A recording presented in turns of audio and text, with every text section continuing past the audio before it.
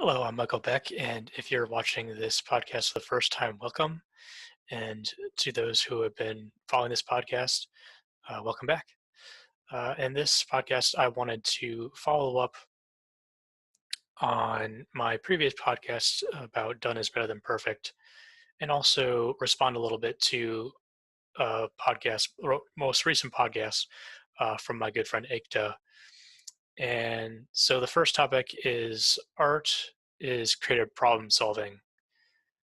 And what do I mean by that? I don't mean that so much as maybe design is about figuring out sort of the problem of trying to get the message across, trying to that seems like that's the main goal of design, at least in my experience, is to try and get the idea across, make it as clean and presentable as possible so that the idea is clear, people know what you're talking about, and you're reaching your audience and conveying your points well. But with art, the problem I would say isn't so much about the same way as design, where you're trying to really heavily communicate this idea. It's about, well, let's say this: the world is not black and white. There's many shades of gray, and so we as people, hopefully, and certainly as artists, we're trying to process and figure out and try to find clarity in this world, and figure out what we think about things, what's important, what matters, these big questions. We're also trying to, personally, as people, as individuals, not just as artists, but we're trying to find breakthrough in life. And so I think that's the big thing that art can help us solve, is to try to help us process through things in a way that you can't really otherwise, and help you to try to, as you process through things and figure out your ideas, and try to sort through all these shades of gray, you can find breakthrough in your personal life. You can find some breakthrough in relationships. You can find breakthrough in your society, and maybe it's not so grandiose or on a broad scale, but maybe it's is on even on a smaller level. If I'm writing a song, for instance, and I'm trying to work through and process the relationships I've had with people, that's I think that's, even if that song is not necessarily like reaches a ton of people and has this grand effect, if it helps me to work through it and change my perspective and come to a healthy place with my the way that I interact and the way that I view relationships, then that's amazing. That's a great breakthrough. And so in that way, I think that really changes the perspective that you can have on art, and hopefully takes the pressure off of each individual work, because then you see it's not about one project. It's about a series of projects and a series of works all together coming through to help you to find clarity and to find breakthrough. I also think that changes the concept of being productive. When you are maybe not so focused on each individual project, but you can have this larger view and see that you're going to have 101 project that's going to be done. You're going to move on to the next, and then eventually at some point you're going to look back at your work, and maybe you're going to see trends. Maybe you're going to see motifs, things that reoccur, things that points of clarity and insight, and even things that you can maybe look more at and say, oh wow, like it's interesting that I was thinking a lot about this or trying to process this, and you can even further go into those subjects and continue to try to break those things down. And so it can be very therapeutic in that way. And I think that also it like leaves room to play when you aren't so rigid and focused on perfecting each project, each individual one, like being like, this has to be the best thing ever, like hopefully it's done well, but hopefully you can do the one project again, say done is better than perfect, move on,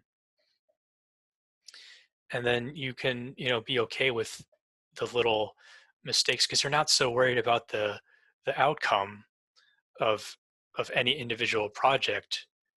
You're going to take a step back again, and you're going to look at the grand scheme of things. You're going to look at your series of projects, and that's really where you can see the big picture, the big messages, the big insights. So yeah, have some play with it, have some fun with it, and I think if you can do that, I think that really helps you to get away from being so much of a perfectionist, because I wonder, how can you be a perfectionist and being playing at the same time? If you a great example is to watch a young child doing their art, scribbling, and all the ways that they do it. They don't think too much about it. They just go for it, and it's all about really just experimenting and having fun. And it's like this brand new like world, and they're trying to process, and they're trying to like work on motor skills. So they're not even thinking about necessarily like this, especially when they're really young, they're not thinking at all about the end product or what it's going to say, or they're just they're just having fun with it. They're just enjoying the experience and the process, and oh well, look at the colors, and look how uh,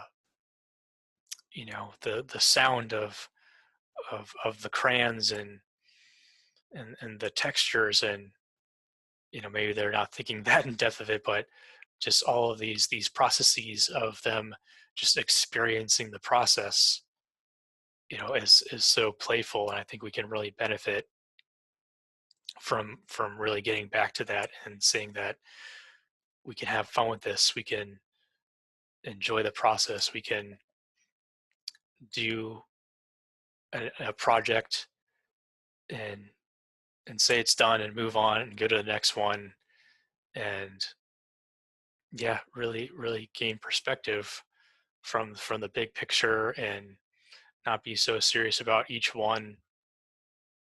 I think that the more projects you can do, the quicker turnaround there is, and there even can be a bit of an accelerated growth if you spend too much time on any one project and get so kind of down in the trenches. It can really slow you down. And I think I did a video about it. It wasn't in this podcast, but somewhere else I shared that when I had my drawing class back in community college, my teacher recommended that I take a styrofoam cup, and she wanted me to only draw that styrofoam cup over and over. And I don't remember all the specifications, but I maybe at least once a day I would draw that same object, and I would do it over and over. And where am I going with this? It wasn't about the any of those individual drawings that I did of this cup. I mean, it's a cup. It's not that interesting. It wasn't about creating this best rendering of the styrofoam cup. It was really this. It was just this practice of doing my best with each one. And in hindsight, looking back at it, I could see how, wow, like as I through each time worked on drawing the cup, I got to see the lighting in this object in with more clarity, and I really saw the growth that came from these quicker sketches. It wasn't this long-term project drawing these cups, super detailed. Yeah, so I hope that example is helpful. I hope that this gets you thinking about art in a different way and what it can be for you and what it can be for others. Now I'm remembering it. I wish I could remember the quote, but a friend of mine sent me a quote from Charlie Kaufman, the film director, and he was just talking about how I think the general idea behind it was if we can be honest with ourselves, with all of our imperfections, and we share that with others, that just invites them to know that when they see that thing that you do, those rough edges, and they relate to it, they know that they're not alone. And it also just invites other people to join in, and just find liberation in not having to be so perfect, just being themselves. I mean, we're human, we're imperfect beings, and there's a beauty and an imperfection. If you look at nature, there's so many imperfections, but yet there's behind it there's a design, and there's purpose, and there are seasons, there are patterns, and there are rainy days such as today, and there are the sunny days, and both of those are beautiful in their own way. Yeah, so I hope this got you all thinking. I hope you enjoyed this, and hope you all take care. All right, thanks.